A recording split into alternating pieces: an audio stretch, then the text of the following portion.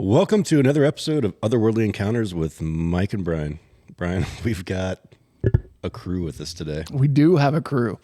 The pub table's getting a little too small. It's definitely too small. We need to, we constantly talk about upgrading. Yeah. Next on the list. Maybe now's the time. It's definitely the time to upgrade. All right, you want to introduce who we got? Yeah, so everyone, you've probably seen these. Well, actually, no, you've only seen Paul. Mitch has never been on camera. Mitch was pre-camera for the first Mitchapalooza. He was. So we've got Paul over here. He probably looks familiar, and then this is Mitch from Mitchapalooza. He's very attractive, isn't he? In person, yeah. I try. Nice features. Yes. So I know that we have a list of things we want to talk about. Yeah. To our viewers, don't be surprised if this shit gets derailed. All right, we've got, we sat here and we talked pre-recording. I have notes, and we had a pretty good time just shooting the shit and talking about whatever. But before we get into a topic, so we want to talk about our weapons of choice. Weapons of choice. So I'm doing a shout out.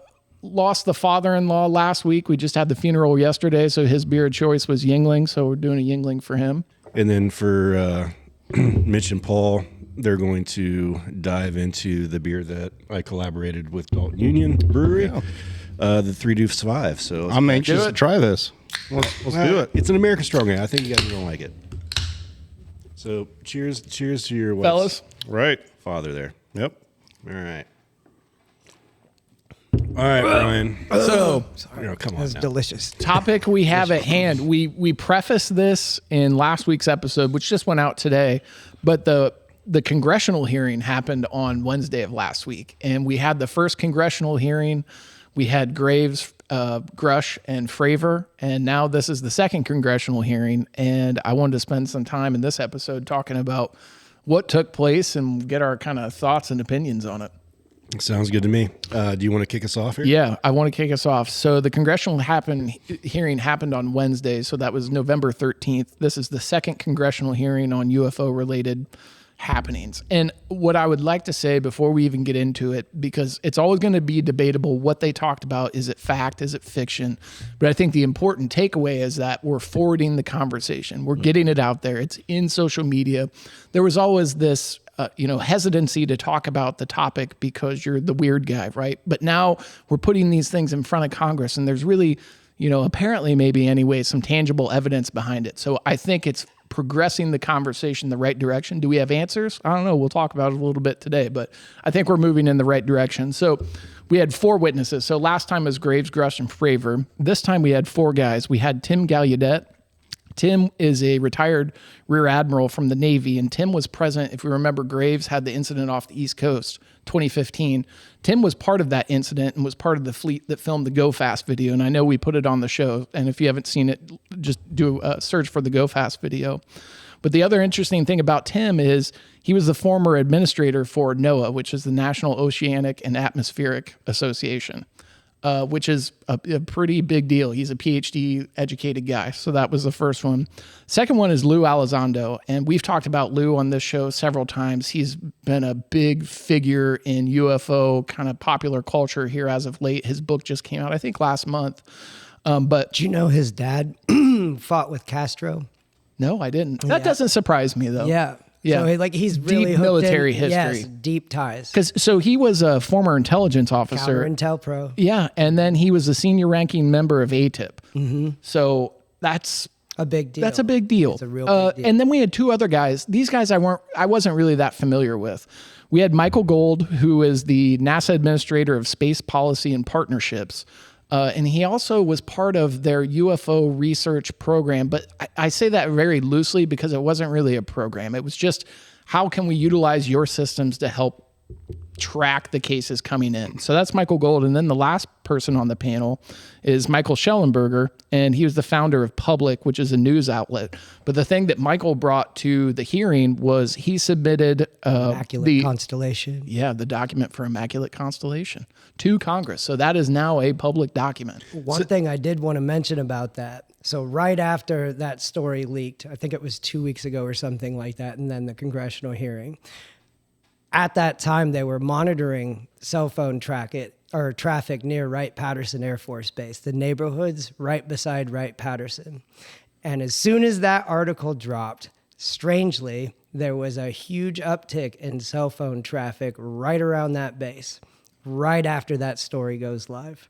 Interesting. Like right here in Ohio. Right, Pat? Yep. So, like, it has deep ties to the UFO history and story. Well, if you're local to Ohio. Allegedly, it's where the Roswell aliens got exactly. taken, right? Correct.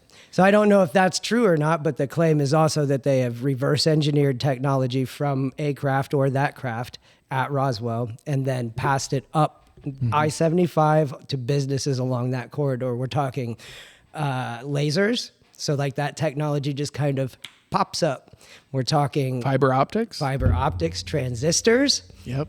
There's a lot of things, capacitors. They just kind of, I mean, these are scientific discoveries or like engineering marvels that helped push the 20th century. We never consider like, how did we get to the moon? How did we do that?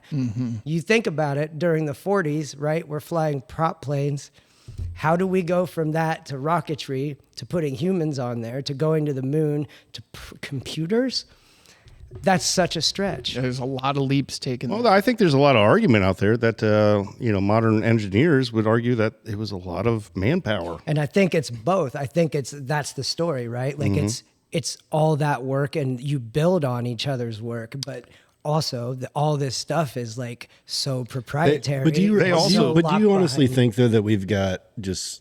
I mean, I guess you could go back to Bob Lazar, right? And do you think that we actually have people just sitting there just thinking of the next greatest invention, like fiber optics, like resistors or whatever, and like I'm going to start designing it? Or do you think that they had that little bit of help from? And that's a big question. Yeah, that is the question. Well, and that's go what back to the moon landing. They claim that the original Game Boy had more technology in it. I was going actually to the moon. thinking that. I always heard like my Nintendo had more tech than the rocketry. Right, together. right. Are you serious? Allegedly. They actually say that? Well, I don't know. That's what I always heard as a kid. Right. Who knows if that's real? Modern, like a T-83 calculator has a smarter computer than they had on Apollo 13, 11, 12 through 16, 17. Like there's no comparison between the technology of today and what we went to the moon with. It's night and day difference. So we don't even question that stuff at this point. We just accept like, okay, AI just advances leaps and bounds every day. Like it's every day. I mean, Elon Musk just unveiled like robots that can fold laundry. Which is wild. I was watching that show, yeah. Well, working at a major automotive manufacturer as an assembly associate, I mean, that's terrifying to me. You think about it, like that's the dexterity in the hands, like the writing's on the wall. So like what comes next? Right. Yeah. That's an interesting point.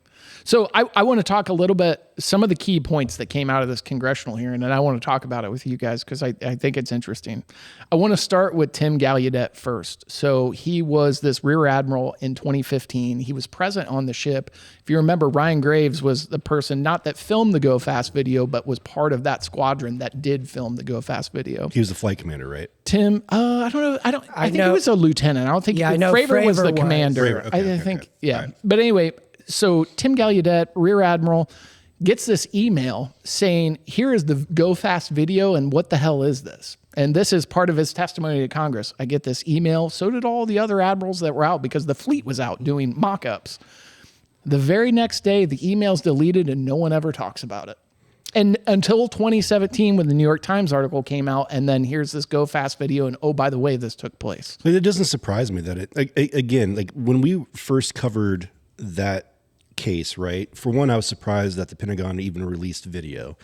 But if you remember me, I even asked or even stated like, I'm surprised that it's made it this far because the government, if you're close to something, the government goes hard in the paint and they're going to try to get rid of stuff. So I am not surprised that emails just miraculously just disappeared from government laptops. Correct.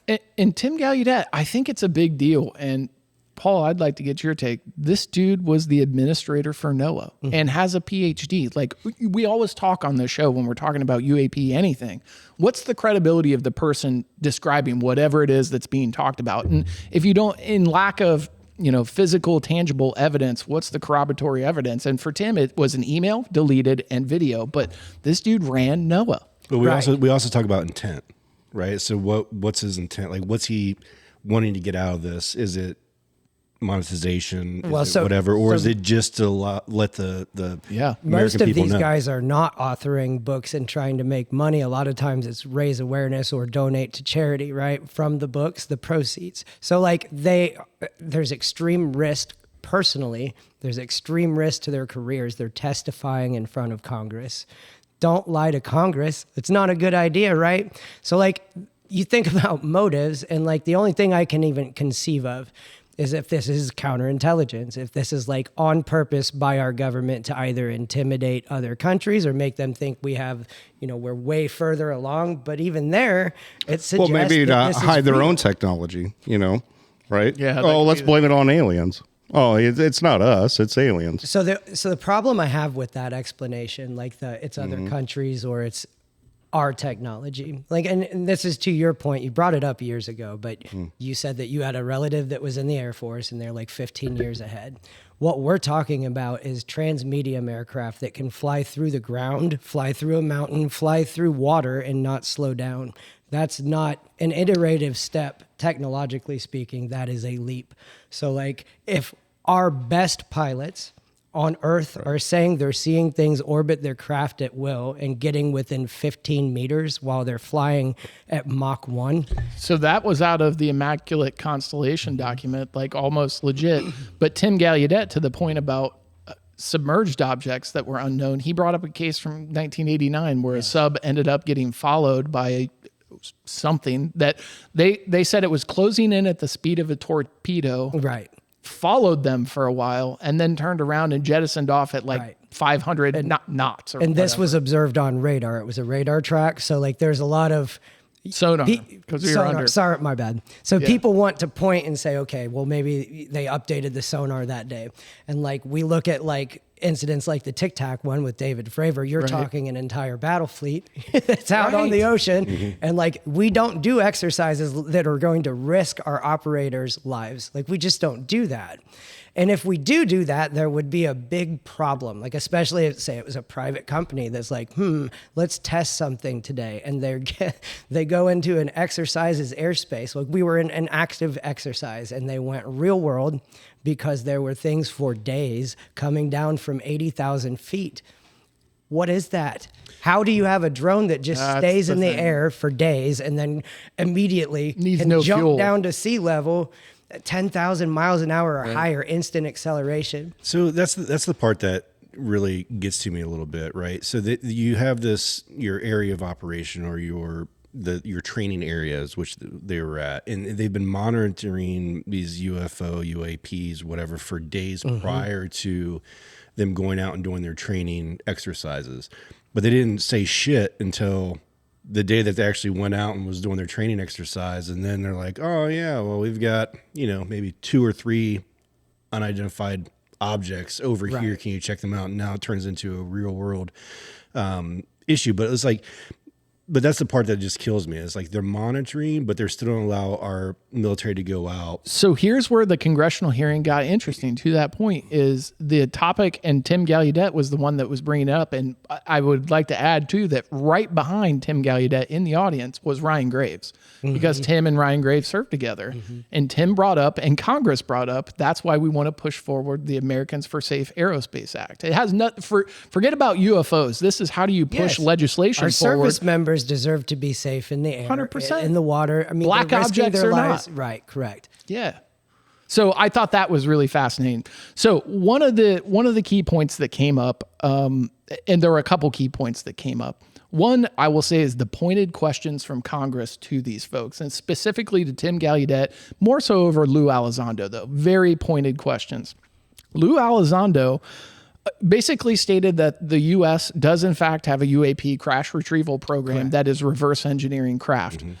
When asked, he said yes and yes. And he said, yes, the program is real and the intent is for reverse engineering. So I want to bring up a guy named Jim Lukatsky. Yeah. So Jim Lukatsky was involved in NIDS, which was Bob Bigelow's research into Skinwalker Ranch. Yeah. And So he got a contract from the government to look into the UFO topic, paranormal issues, all kinds of stuff, very fringe stuff. But he's not like a joke. He's a billionaire. You know, this guy's in aerospace and he has contracts with NASA to this day. So it's just fascinating to me that, so Lukatsky says in a book, it's Skinwalkers at the Pentagon, okay? He says, not only do we have a UFO, but we've managed to get inside of it. Specifically says we've pierced the hull of this UFO. And then he makes clear that this is not built by humans. This is something else, NHI, or non-human intelligence. I don't know how they know that. It's very, limited what he can say, but this made it through the Doppler process. So then that's something we can talk about too. But like part of that says, okay, you can't have a classified, like any bit of classified information and publish it, okay? But that if it's cleared for Doppler, it doesn't necessarily mean everything you're saying is true. It just means it doesn't conflict with your classified information. So like if we don't have a reverse engineering program, then they would absolutely clear that because it's like, well, why would you push back if it doesn't exist, right? Mm-hmm. So like the counterintelligence stuff, we have Lou Elizondo. Who, might I add, made the quote, "We are not alone in the cosmos." Right. You know, the other funny thing too, if you think about this, when they were asking him direct questions and it was the yes or no answers, and he was just answering yes or no, whatever. But then they would ask him a specific question like, well, I can't talk to you about in that setting. Well, that right there is just admitting that there's something. That's a yes to that it's question. Pushing up against but I just can't talk about it because it is so classified right.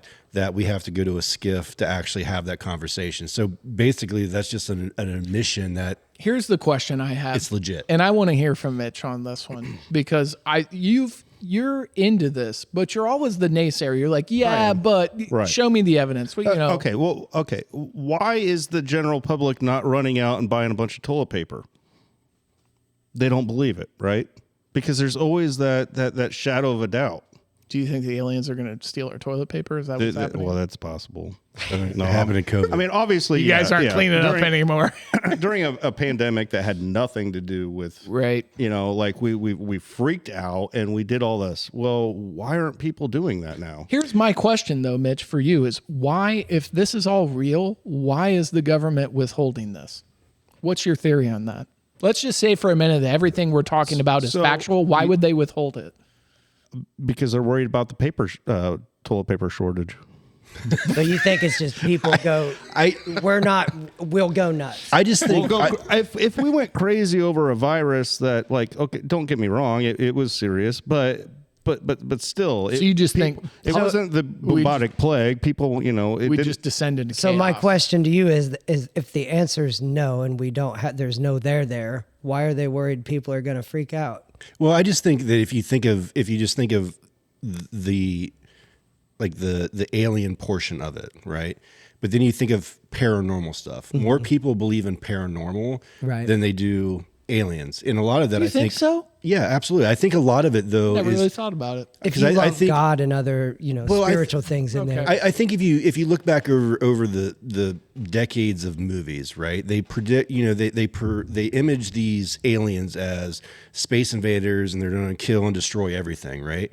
But then you have paranormal, and you have some paranormal shows, but people don't really freak out so much about that as something foreign, something alien. Exactly. And you look at you got Ghost Adventures, you got all these different shows out there that are providing actual evidence that shit exists, right? So I think that's the difference between the two is with aliens. I think if they were, the government was come out and say, yes, we are in direct communication with reptilians from wherever, I think that would cause just mass panic. I agree with you. Do you think that, or I mean, they've pretty much come out and said that UFOs exist. So I think the general public needs to see a UFO land on the lawn of the White House and say, "Hey, here's." Do you think that this is part of a long? And I've heard this theory. Do you think this is part of a long-term disclosure plan to like ease in the blow? So don't go buy all the toilet paper. Did you know in the 50s there was a UFO flap over Washington, D.C. that was never explained, and they scrambled fighters on multiple days? Right. Yeah. So that's pretty much landing on the lawn. So Lou Elizondo during didn't this land. congressional Come out and said, Yeah, good hey, we're taking all your toilet paper. Fair point. You better go out and get it right now. We're taking all your Bush lattes and your TP. Lou Elizondo brought up multiple times. So, and I forget which congressman it was asking. He was asking about what about the incursion over Langley Air Force Base and a documented multiple UAP over Langley. They couldn't do anything about it. They were there for, I think, a couple days and then dissipated. But Lou Elizondo kept going back to, well, we seemed to have a convergence, and they were asking specific questions about like how many times this has happened, but a lot of sightings over our nuclear equities, which I find fascinating. To get to the nexus of paranormal and technological, I think our government is reverse engineering something technological. Whether that be something paranormal, I do not know. So like, you're effectively dealing with two phenomenons here. You're talking about the Chris Bledsoe type orbs that appear to be consciousness related, and except they sometimes release slag onto the ground, right? So like Bledsoe's description of the creatures or angels that he encounters they have mechanical eyes. So this is something technological, but also something consciousness related. So if we're reverse engineering something technological, there's clearly a consciousness aspect to it. And then it's like you can't separate the two, and that's why we keep running into each other. People want to say, okay, this is little green men, but then they don't want to say, well, what about ghosts, right? Like, what if this is all just we're limited by our consciousness and we're seeing more than we can interpret or understand? One of the questions that came out of one of the Congress folks, and I think they directed it down the line, was the control over the craft, and that it wasn't a human pilot and that it was consciously controlled. Correct. And it was kind of a loose question, but really hinting at like, are these things controlled via telepathy or something else? Tom DeLonge has written multiple books. Everyone deferred on the question, which I thought was really interesting, but I also thought it was even equally as interesting that the congressman asked that question. So whatever information's coming into them and we've heard conversation about it, so it's just interesting. Didn't we read something, or maybe you and I discussed that, like, you have like the mothership, right? And it just kind of sends out its proxies to kind of do what their will is, but it's through like just the mind, conscious thought of. Yeah, like they're so that's the like same thing. it's like they're soldiers, It's right? the same thing with remote viewing, though. Like that's what they say the mechanism is, right? So like effectively what we're talking about with remote viewing, Which came up in the hearing as well. it did. So you're going to listen. This is how they used to do it. And we still have a spying program where we use remote viewers. Every special forces unit on Earth utilizes them. Now, I can't say that for sure, but Hal Puthoff can say that, and he did say that. So in terms of what you do, you're effectively going to lay on a couch or something, a bed, get very relaxed, and then you're going to listen to two tones in your ear. And the idea is you're going to pick up the difference. And what it does, and any of you can try this, go on Spotify, type in Gateway Process. There'll be a little playlist that comes up. I challenge you to do it. Lay on your back, put headphones in, one in the left, one in the right. You want no distractions. It's about an hour. You're just going to lay there and relax. But what happens when those tones start, you'll feel like a motor start running in your brain, and you'll feel it's something spinning in your head. And then the idea is once you get comfortable with that and good at that, you fall out of your body. You have like an energetic portion of yourself. Your consciousness inhabits that. You fall out. Wherever you think about, that's where you go. So like Tom DeLonge in his books has said that that's how we control UFOs, that our country reverse engineers. They think about where they want to go and the ship goes there. It's consciousness related. So how do you get out of it though? Out of the ship? No. Like, so you're in this deep state. Sure. Right? And you're... Have you ever tried to meditate? Yeah, my mind doesn't work that way. But anyhow, but what I'm saying is like, so you're in this deep state, you're listening to the tones and you're thinking about where you want to go, right? So you get there. How do you get back? So the problem is staying don't, in you're that just state. fucked. Right. Well, no. Right? So Like, no, is my wife gonna fucking find me on the You are couch the and ship. like Moving my wife- forward, all you do is drive around. so I'm as just like- soon as your brain gets active again, because you're kind of in a meditative state, right? Like a trance. As soon as you're present and active, you just snap back to being awake. But how do you get back to being present and active? Like if you're in that deep, Just an alarm clock. No, like it'll just so like your brain's still thinking and active, right? So it's not like you're asleep. It's not like dreaming. You're very much thinking, but you figure out how to slow things down.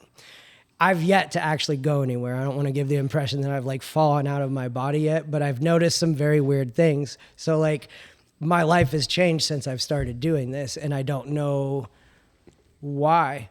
it sounds like some Quantum Leap shit. You remember that TV show, Quantum Leap? Yeah, I do. Mitch, how many bush lights would it take you to get to this state? Oh, man, 12. 12 bush lattes to get to that state? The deep thought state. 12 bush lights, or you meditate. My hope Or is meditate. to get Now, how do into you the pull Monroe out? Institute and force it, make him. I don't know if the audience knows this, but I just he used to have dolphins in his bedroom. Like on We the are not walls. on this dolphin Then the conversation yet. waterbed. Yeah, we're not That's there true. yet. The Dolphins are, and then we need to I- talk about that. Yeah, we do. We gotta table it. So hold on. I want to go back to Well, the. hold on before you get to that. So you remember was it a Saturday Night Light skit? It was like deep thoughts with somebody, and they were sitting in front of a Yes. mirror. What was that called? Deep. I think it was actually just called Deep Thought. For whatever reason, that just popped. It. Thoughts. Mitch is sitting in front of a Deep mirror. thoughts with Mitch and his dolphins. Mitch sitting in front of a mirror while he's sitting on his couch, drinking his bush latte. So there's that. When I reach number 12, I go into a euphoric.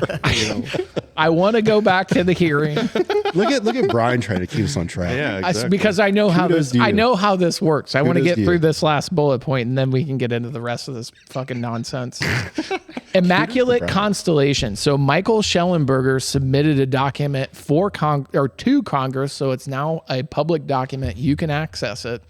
Immaculate Constellation, which I think it was a 12-page document in total. I don't If it was 12 pages. but it was basically going through the government having this program that uses high resolution imagery and tools to capture UFOs. Correct. And there are thousands of images. So have you ever seen? It's the Christian Bale Batman with Bane, right? Oh yeah. And they have like a massive suite of sensors that they're like, this is too much power for Batman to have, but Batman's like, I'm going to use it anyways to get Bane, right? Yeah, with the cell phones. Right. Oh, no, that was the Joker in the second one. Was it the joke? I feel like it was the. Yeah, he had to find the Joker. You all don't know what the fuck you're talking about. I feel like it was the one with Anne Hathaway. Hey, right? we need to go to a call here. Find out You that. wanna- Who- you who we wanna call phoning an a friend? outside line? Can we phone a friend? We actually can phone a friend. We could phone a friend if we really Who want. would you Phone call? Brent Booker. Would he know the answer to He that? would know the answer to that. Well, Do we phone a friend? Fuck it. are we phoning a friend? I guess we are. Let me turn the. Do we want to put money on this? How? Yeah. All right. Yeah, let's do that. Hit Put a the, dollar. If All you right. hit the thing. We put $1 on it? I'm putting $1 on it. Okay. I left my wallet. Wow, Yeah. this is really, I got you. we're really throwing this. All right, Yeah, so put Brent, a dollar or a Call dollar. Brent so Booker. here's what Brent obviously has no idea we've talked about this. I don't even know if he's going to answer, but we're going to call him. And Mitch, I'm going to let you ask the question. Yeah, that's fine. All right. Okay. Stand by. So this is immaculate. What? Immaculate. Constellation. So is this the same as like? Okay, Was it hold on. immaculate We're- conception? we're Like calling. where Jesus came from? That's like it's supposed to be a play on that, but they're so creative with the code names, you know, is. like the That's Mike, it secret didn't come Slack through. program code names. You know, there is Oh, hold Google on. too, but He's you know, probably answered we right can- there. So you got to hold on a second. Hold on. More fun to call somebody, I suppose. I wonder if it's connected to my phone. What's your thing called? HJ09? BTA2. Oh, well, that's why I connected the wrong thing.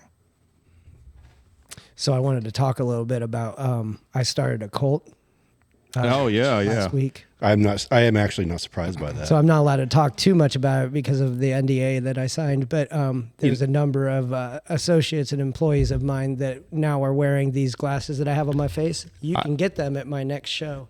It will be at the Molten Gun Club. I'm not sure when, but So where do you order more these to from? come. Pardon? Where are you ordering these from? I get them off Amazon. Did you okay. In know bulk? that these are now the best seller on the Pyromex store? What? Yeah. Yeah. I bought 30 of them and gave them away. Because of you? Yes. Well, and my buddy ridiculous. Jimmy. Yeah. Shout out Jimmy. Way to go, dude. Okay. All right, hold on a second. Let me just make sure I'm not connected. Give me a second. Well, You guys continue the conversation here. so while we wait on Brent to solve the Batman question, Yes. which is pertinent, and I want to make sure we get to it. The two other things that we'd talked about coming into today that we wanted to talk about was one was for Mike, and I'll just table that since he's figuring out where the Bluetooth is connected. But the other thing was remote viewing. And Yeah. you already kind of alluded to the gateway process, but it came up in the congressional hearing, and I think it'd be, and you just kind of described what remote viewing is, but like we know that it's being used, which is So fascinating. to be clear, remote view. So there's a movie that I recommend you all watch called Third Eye Spies, and it talks about a remote viewing program, and it's the same. So with The Men That Stare at Goats, is that what it's called? With, Yes. Yep. So that's based on that story. Our first Third Eye Spy was a guy named Joe McMoneagle, and he was an engineering guy, so he could draw really well. So the most notable of his cases that he's put on, he's set. All right, you're connected. He's set to find an American general in Italy, and this guy was taken by a terrorist organization. So they put Joe McMoneagle on it, and he's very good at drawing. This general was taken, kidnapped out of his home. His wife was tied to a chair, and he's gone out. He has kids, terrified. So this third eye viewer guy gets put on it and starts trying to go to work. I'm talking personal thoughts. These two talked about it after the fact and were like, oh, I can't, like, he was in this guy's head, new personal thoughts, like what he was thinking about his wife, what he was thinking about his kids. When they actually, so what he saw, the remote viewer saw spider webs all over a courtyard in Italy. And it was at this little hotel, and there's a tent inside the room, and he has headphones in his ears, the guy that they kidnapped, the general. So he's tied up, headphones on, in a tent, in a building, in a hotel. There's a courtyard out the window, and all the guy saw was spider webs. So they send a team in, like an actual team, to insert and save this general's life. That's how much they trust the program. They show up, there's Claymore trip lines all over the courtyard. That was the spider webs. They push in, guy's in a tent, has headphones on, just sitting there tied up. So you know how we talked about, doing stuff for good or nefarious reasons? Mm-hmm. If I'm going to try this and I'm fucking remote and I'm fucking with Paul. I'm ready for Like, you, dude. I've already got my defenses up, bro. I have like in my mind right now, just my first place I want to go. I want to remote in, fucking wherever Paul is. The second you pop through my wall, there's gonna be a Jello bathtub. I need Just gonna be a resolution bathtub on- full of Jello. I need I'll be resolution naked. on the Batman There'll be a issue. dolphin. Mitch, are you ready? Oh, we're gonna sure. call Brent again. Okay. Oh, here we go.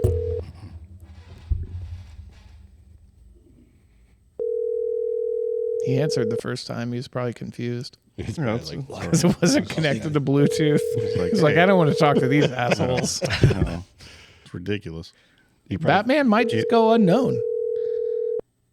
Yeah.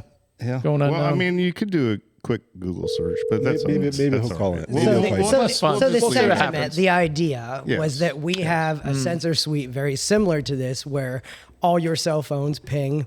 We use the RF radio signals to see everything with satellites down to like extreme detail.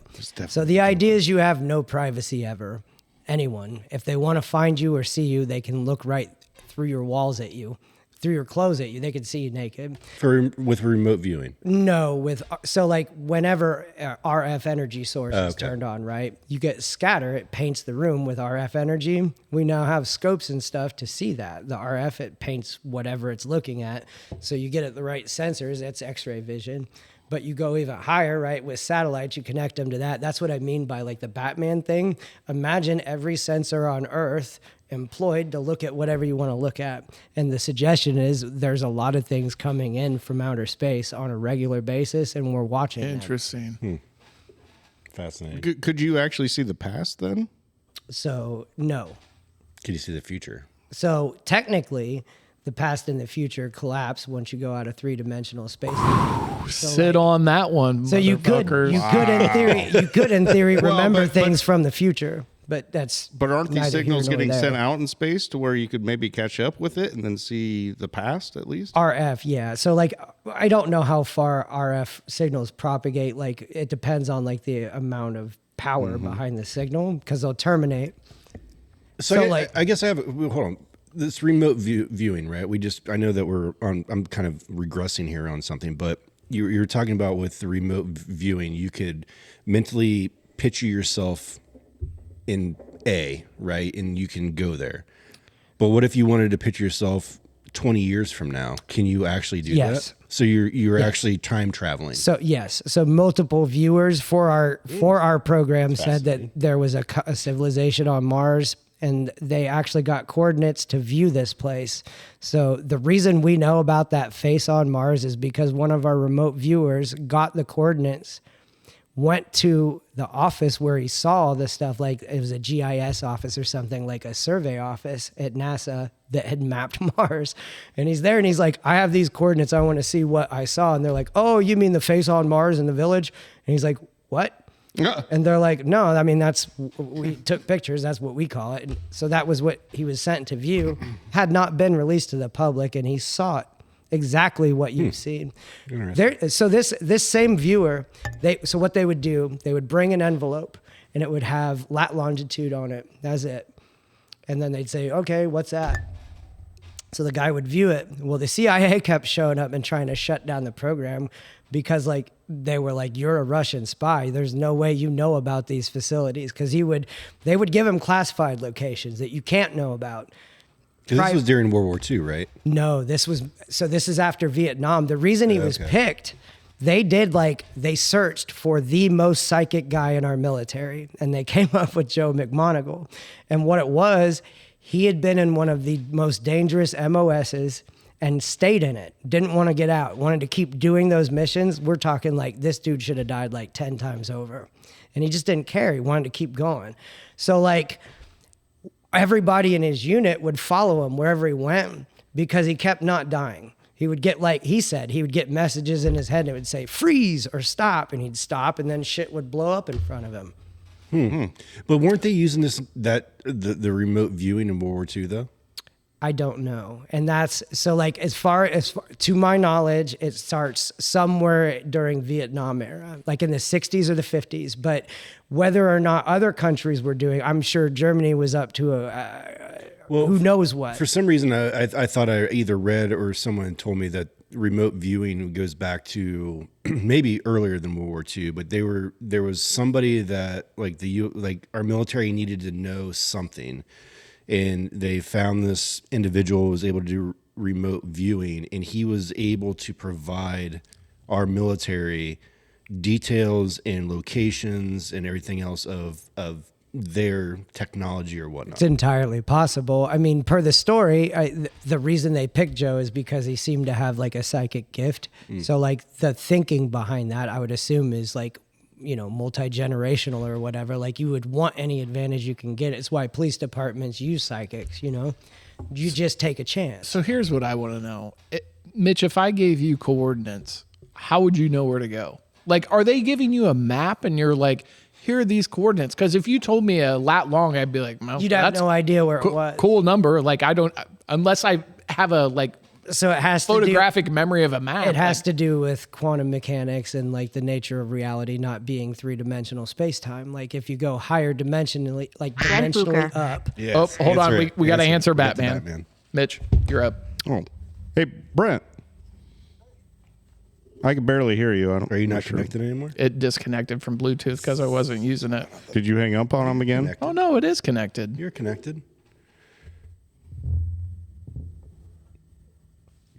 Hold on.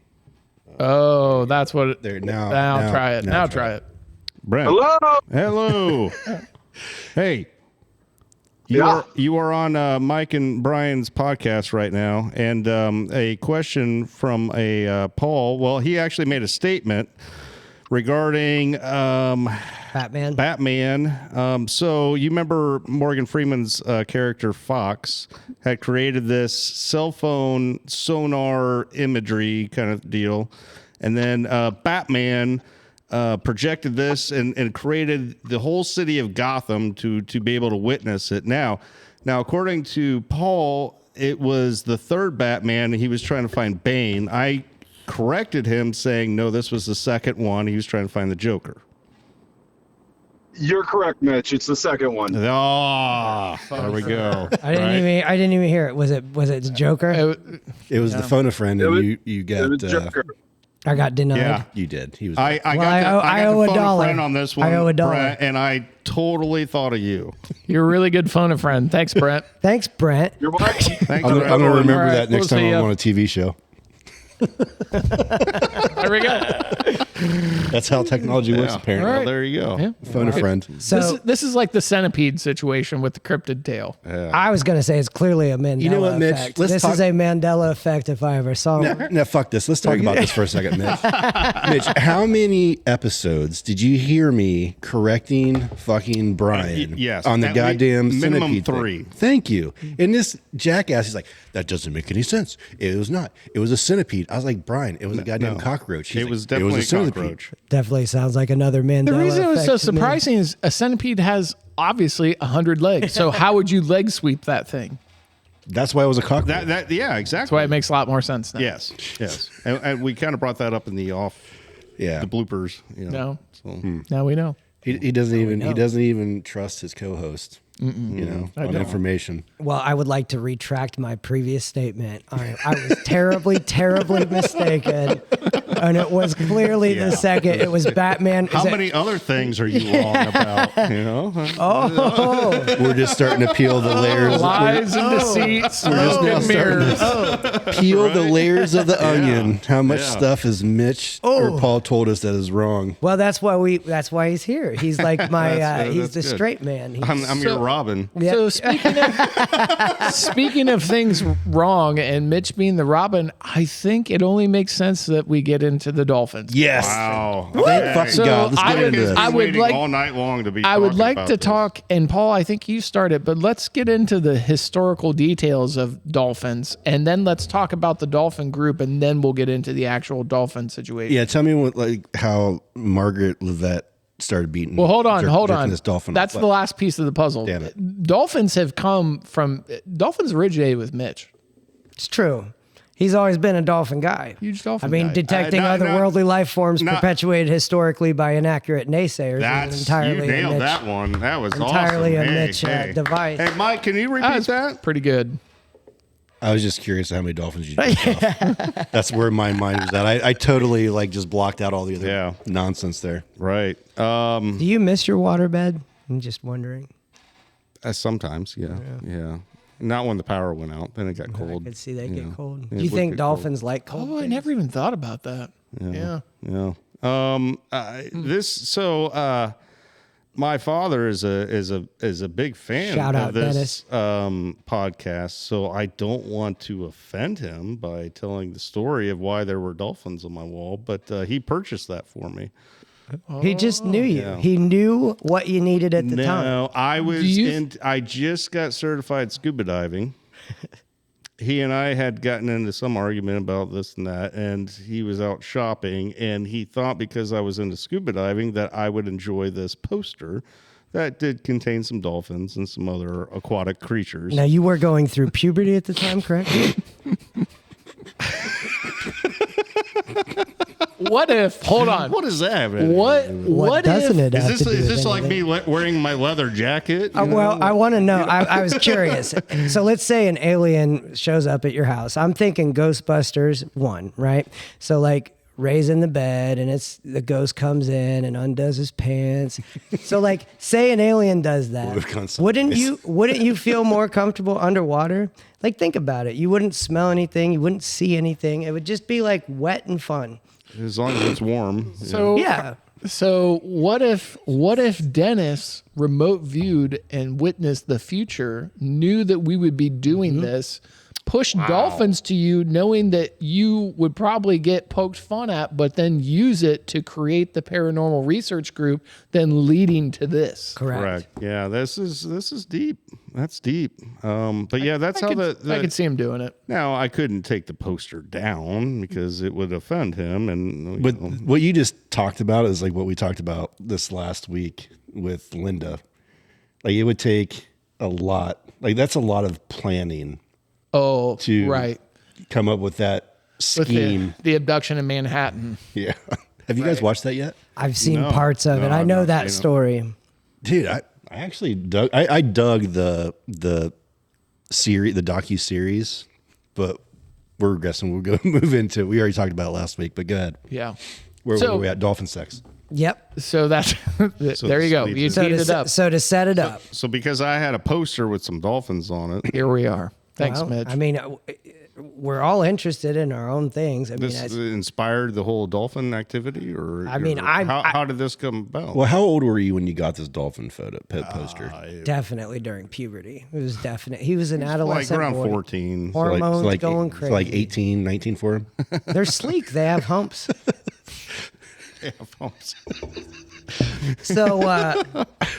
So during the 1950s, there was a corporation called Sandoz, and they made a hallucinogenic compound called LSD. And about 200 scientists were tagged to say, test it, try it, see what you think. So John C. Lilly was one of those 200 tagged. And what he thought was, we need to like take that, but like have no outside stimulus at all. So he invents sensory deprivation tanks.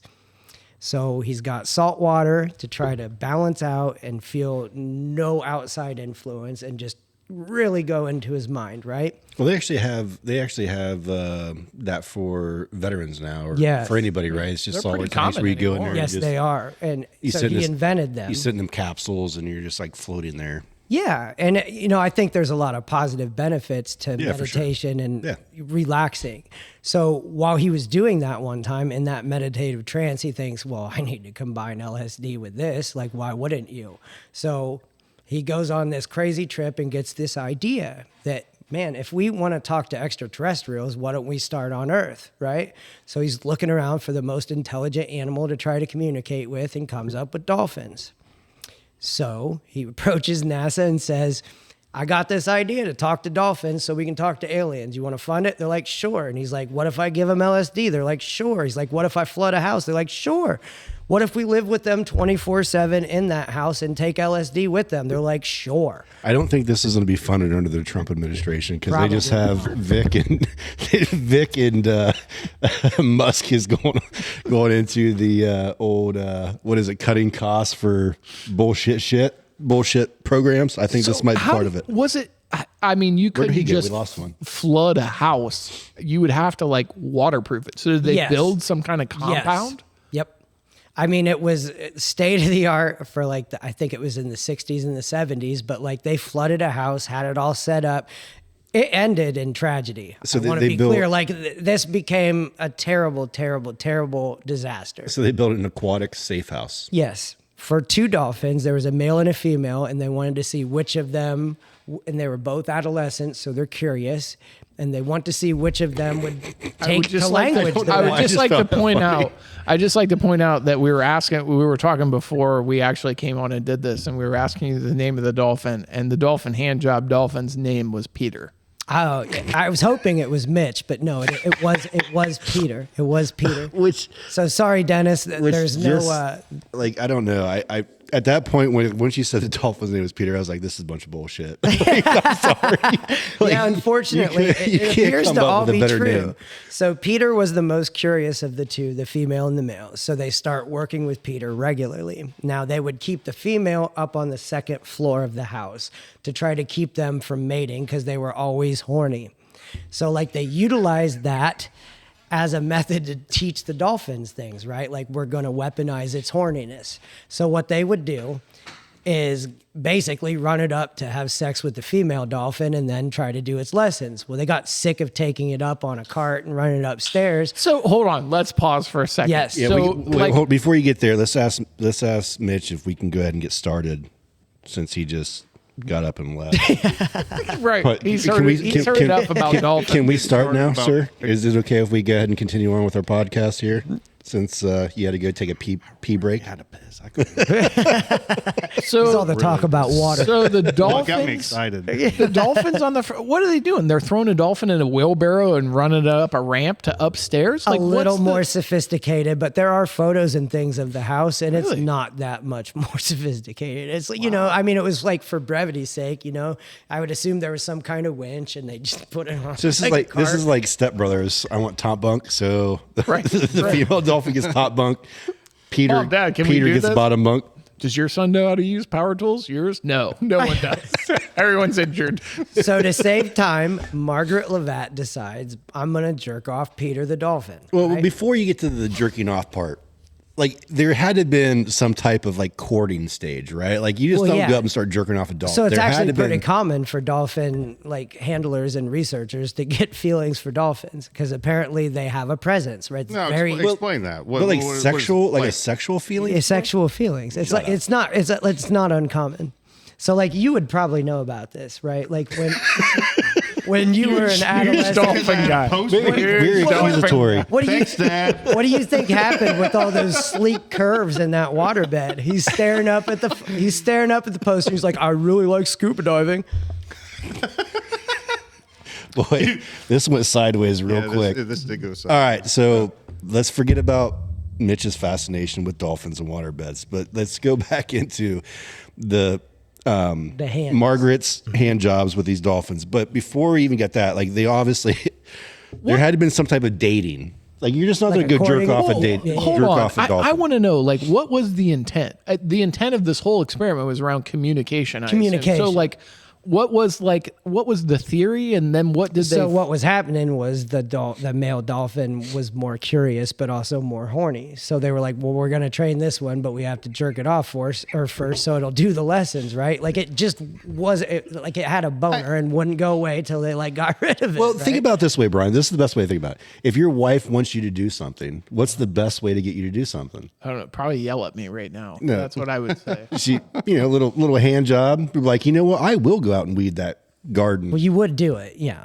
Yeah. See, I guess I guess I kind of get the study a little bit. Well, also, what I was wondering was, is this telepathy based, or is this just we're trying to train? I think dolphins? it's more like the language of love, right? Like you ever like, look in someone's eyes and you got feelings for them. It's very communicative. So like, I think it actually helped the process. I'm not saying you should jerk off dolphins, but like if you want to make a connection, maybe we could use that for aliens, But Mitch, what was Mitch- the purpose? Whoa. But what was the Aliens? purpose? Yeah. Because we're trying to communicate with them, right? So like we go through the dolphins, We learn have to that. assume that they're the superior being. Why aren't they jerking us off? Well, why don't you give an alien a hand job and find out? They don't have any thumbs.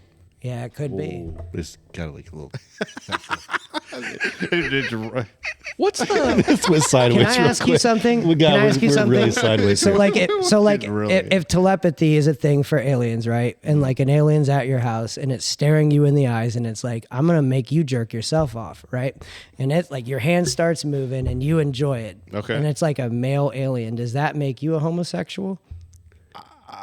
Would that be considered a stranger? I would be self-raped at that point. would I that guess be- if was you not enjoyed my- it, it if was you not my enjoyed it, choice. if you Oh, enjoyed well, it, if I I enjoyed think it, that's but- probably Well, the- I think we know that aliens are non-binary, so we don't really know if That's it's true. a male or That's female. true. So I mean, it's up to your own imagination. But would that be considered a stranger? If I'm struggling to follow the conversation so- because I am trying to think about the movie where the dolphins are the smartest beings on earth. The bring a towel and they get abducted and the earth gets blown up and he comes back. What? So that's an interesting thing because Echo the Dolphin, the video game, is actually based on similar things. So like John C. Lilly, the guy that started that study, so Echo the Earth dolphin control- yeah. is based off Peter the dolphin. Earth Coincidence Control Office is what John C. Lilly thought is there was an agency outside of time that set up all the synchronicities and all those strange things that happen in your life, coincidences, and that they had a sense of humor, right? So Echo the Dolphin. I played this game as a kid. When you're playing this game, Oh, wait a minute. the first So thing, I have a poster, but he's got a video game. well, I mean, thousands of kids had the video game. Was it like a special level where you went to? Actually, so like you fight, Were you fight allowed to aliens. have the video you fight game? aliens in that game. At the very beginning, you have to learn how to jump, and when you jump, you go too high and you get sucked up by a UFO. Like it's definitively about this. Like definitively Sucked up or sucked off? sucked. You get sucked. You get sucked. So there may be starfish. There may be. I think we went off the rails on this podcast. All right, definitely but before have. we go any further on that, so what was the actual purpose of the dolphin sex? Purpose, not porpoise. Yes, of this test, right? So we're trying to get these dolphins to communicate between aliens. No, so it was interspecies. So like us to dolphins was the first idea, right? Like you learn a Rosetta Stone to talk to species other than humans, and they thought maybe if we could do that, we could figure out other methods to talk to even more exotic. This sounds a lot like Star Trek 4 with the whales communicating. Oh, boy. to Where the, do you think they You got already the used idea? your phone, a friend. How do we know it's Star Trek 4? Definitively, Mitch. Yeah. Without what question. year would that? It was in the 80s or 90s, but like the study happened in the 70s and the 60s. Okay, well there you go. I feel like I want There to you know go. what the Star Trek reference is now. I really don't. It was. Did it have to do with dolphins? It was the worst of all the Star Trek movies by far. I really liked it. Boy, I really feel like I have not missed out on anything when it comes to Star I think it was the best one.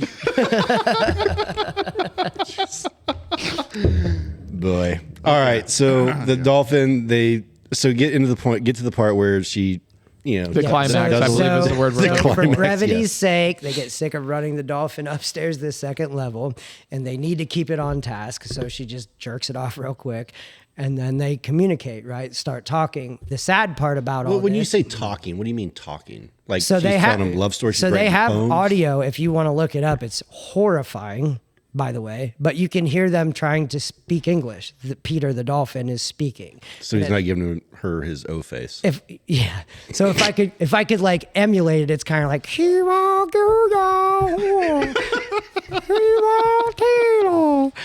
and like I don't know what he's saying, but like he's trying to speak English, and I'd assume it's because he's like ready to get jerked off again. Sadly, Peter fell in love with Margaret, right? And John C. Lilly, I don't know if he was jealous of Margaret or like that he wasn't doing the hand jobs or what, but so John C. Lilly is like, I'm not coming around as much. And then taxpayers found out that we're jerking off dolphins to try to talk to aliens, and they're like, yeah, we're not funding that. So Margaret gets sent away. Poor Peter the dolphin chooses not to breathe anymore underwater and commits suicide. It's a choice for a dolphin. They have to choose to drown themselves. Mitch, thoughts? I'm speechless. Really, What a tragic ending. to choose suicide over not Love. getting. It's love. Well, love is a bitch.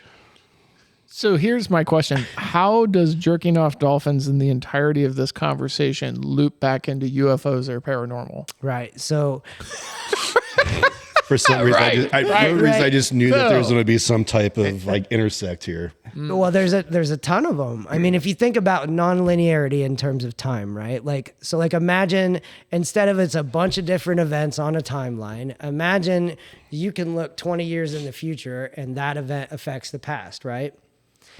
Well, like the idea about the Earth Coincidence Control Office is that it's outside of time. So John C. Lilly's research helped inform where we're at right now in the UFO topic. In terms of like what Chris Bledsoe's on about, right? He's saying that there's like something, be it gods, be it older gods, be it energy, something that's outside of time and interacting with him and moving him on the field, right? Like having, it's not like it's taking his agency, but like it's informing how he behaves. So like the attempt on the Pope, right? Like he talks to a burning tree with a spirit box, and like that's good enough for like dudes at the Pentagon to call the Pope and be like, don't go on this bridge. And then they catch a guy trying to kill the Pope on that bridge. Like that stuff, you can laugh at it and you can think like dolphins are, all that's nuts. But like, as weird as all that shit is, like it seems to have a through line. And that's what I was talking about. Like the best evidence for the phenomenon is absurdity over time. It's like they're winking at us.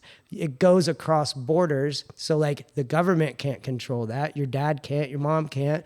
Nobody can make you feel dumb. Like these are documented events that are absurd, and they seem to tie into each other throughout an overarching narrative. So it's either a gigantic conspiracy full of madness, or it's just that like whatever we're dealing with is trying to signpost it and say, pay attention to this. Well, I'm not saying the study itself about the Peter the Dolphin was not necessary. I just think maybe an overzealous Well, you would think. I think researcher. You use the put it. term, and I think it's a good overarching narrative. Like we talk so often on this show, 90% of what we talk about is bullshit. 10% is real, and what's interesting is delving into that 10% and saying this point aligns with this point, which aligns to this point. And so it's the whole telepathy. Forget about the hand jobs for a minute. Sure. But like can you forget about the that? whole telepathy and communication point, if it is a black ops project and we're controlling UFOs and it's via remote viewing or whatever, does this help prove that point? For me, probably not. And it's more just a funny story about somebody jerking off a dolphin. But I do have interest in and I like that term, the overarching narrative. Like there are a lot of corroboration points here. Yeah. No, absolutely. Governments like get into every little thing. Like at one point, I think we had this conversation about the strange warfare that was like on the History Channel episode, where they were like legit trying to teach pigeons. This is before To be bombs. Yeah. yeah. They would pack inside a missile to control it. That's the first and guided that was missile. that was like a legit thing. Sure. Right. And it's so bizarre, but I don't know if I know this. What Yeah. is this? It's actually a pretty neat. I mean, they had bombs and they had pigeons in there, which homing pigeons. They're able to basically The pigeons were guiding the missile. Yeah. Yes, That was it was a pigeon guided yeah. missile. Yeah. You think about how pigeons fly, right? Yeah. It's electromagnetic. So like they use magnetism to guide where they're going. That's a not heat seeking missile, but like an RF missile, an electric guided missile. Right. It's the same concept. Yep. You just use sensors instead of the pigeon. And They're the just like- pigeon, they're you like would teach little- the pigeon the photograph of a ship. Yeah. And it would peck at it. Yeah. It was like a pigeon kamikaze. Yeah. Yes, exactly. Because the pigeon So the would pigeon die. would be in the missile? Yes. Yeah. Yes, at the front of it. And how would it guide it? By pecking the image, and yeah, then but it was I like think it was magnetism. It would guide some because they kind have a really good Yeah. sense of direction. Weird. Yeah, It's some crazy shit. Like they had bat bombs too. Like they it's some weird stuff. Yeah, a lot of crazy So things. another thing they were talking about is a precipitative bump or a precipitative bump. So there was a study done. This guy had it was a jump scare on a computer, and his hand was somehow incorporated into it, and they were trying to see reaction time. And they noticed he had like an EKG or something hooked up to his, what do they call that? EEG, electroencephalograph. So it's on his brain. It's measuring his response to this jump scare, right? They get a precipitative bump before it actually happens on screen. So then they're like, let's put that on trucks. So then they put a little sensor on this dude's finger, and then they have like basically bombs set off the road. And the idea is you're not going to drive over it, but when you're getting close, you should get that precipitative bump like there's something wrong. It kills the engine. So I've heard that is saving human lives right now. To me, that would just be like your gut feeling. But it like preempts the actual explosion, right? Like almost as if our bodies sense that something's bad is about to happen. No, I absolutely 100% believe in that, and I've experienced myself. Like there was times when I was overseas, like before I even went overseas, one of my coworkers, he was a Vietnam vet, and he was like, Mike, the best advice I can give you is just trust your gut. Yes. Your gut will let you know if something's wrong. And I kind of blew it off, not like, whatever. And no, I mean, there was many a times where I was just like, something is just not right. That's And this the was Joe like, McMoneagle story, but this too. was like 30 minutes prior to. This was just getting like a mission brief. Now Yeah. there was times, obviously you're scared. I mean, nervous, whatever. Everybody goes through different emotions, but these times were completely different. These Yes. were like legit gut feelings that something was about to be fucked up. So and I it usually was. have a friend who grew up in the Philippines, and it was during the revolution, and so communists took over, and they got pushed up into a mountain. Him and his father did. So they're under guard, and they were killing prisoners. And his dad ended up finding a Campbell's soup can and ripped the lid off, sharpened it, then killed all the guards, and they got to America. That's how they got here. Now, my friend talks to me about this smell or it's like a pheromonal thing or something, but he can smell it before violent events happen. So like he was talking about like, and I don't know if that's an ESP thing or like a sensory thing, but he saw so much trauma and violence, he can perceive it before it's going to happen or thinks he can. And I've heard that before from other people too, that sentiment expressed. So like you think about what humans are, our brain's encased in this skull, but we're basically a VR headset, right? That has 5 senses. So like our brain's on, it's not touching anything. Our hands do. That's tactile touch. We see, we hear, we taste, we smell, right? But like there's so much that could go wrong in that process, and we just take it all as like reality. That's just it. So like consciousness is the real issue. There is the potential for so much more if we're a limited sensor system. I mean, you can't see right now. I can't see infrared. I can't see electromagnetism. They're all part of the spectrum of electromagnetic radiation.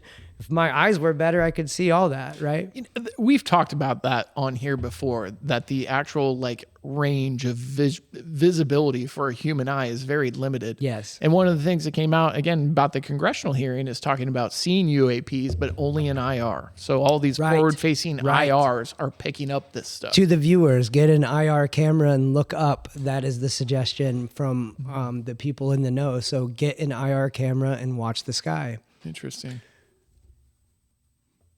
Oh, that's all I had on that. Okay. All right. Yeah. Well, I just have to say, I truly appreciate Paul and Mitch being on. This has been one of. Mike, you had one more question for Paul, and he left things. He was asking about me a little bit, or mentioned something about me. And, yeah. it was kind of left up in the air. Yeah, Mitch brought this up. He needs confused about this. closure. Yeah, I do need some closure on this. Mitch wants to know what the hell the leather jacket thing was about. Oh yeah, the leather fucking jacket. Right, yeah. So I throw a party. Y'all are welcome if any of you want to come. I throw a party every year Cannot around wait for this party. around Valentine's Day called Slutfest. And this year, I'm telling you, so his brother, Sean, he has an inflatable nightclub. And I'm going to put it in my backyard now, because why wouldn't you? But I promise there will be dolphins. I don't know if they'll be alive or dead. But like, if you think Slut about dolphins? it, every town's got to have like a necromancer in it, right? Like somebody that is doing like, magic with dead bodies.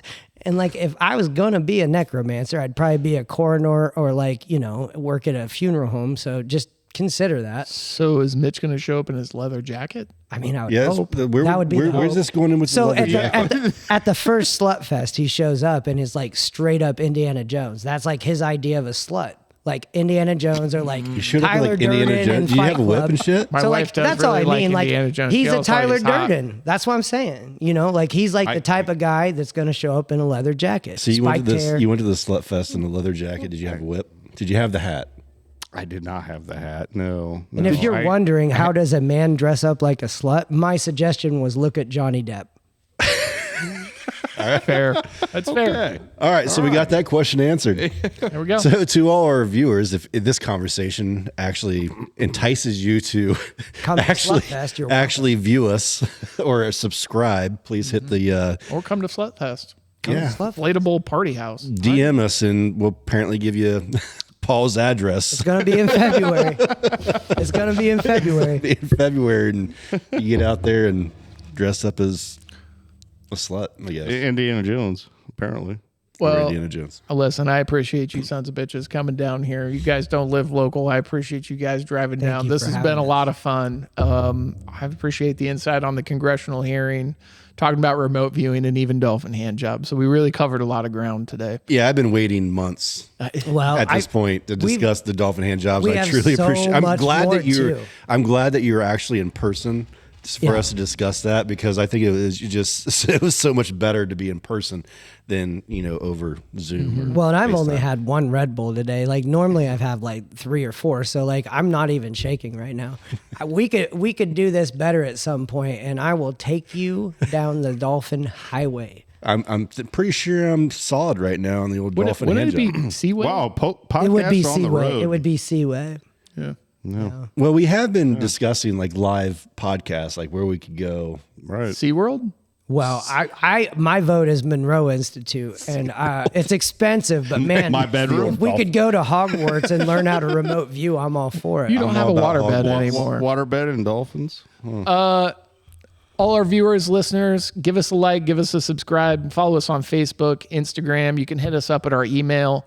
Let us know your comments, your stories, your beer suggestions. We're always up for music suggestions. Yeah. You just, like I say, it's otherworldly encounters 2024@gmail.com. Send us direct emails, and Keep wearing them glasses. there you go. Keep wearing them glasses. Thank you all. Appreciate it. Keep your mind open and your eyes on the sky. You never know what's going to fly by. And with that, we'll catch you on the next one.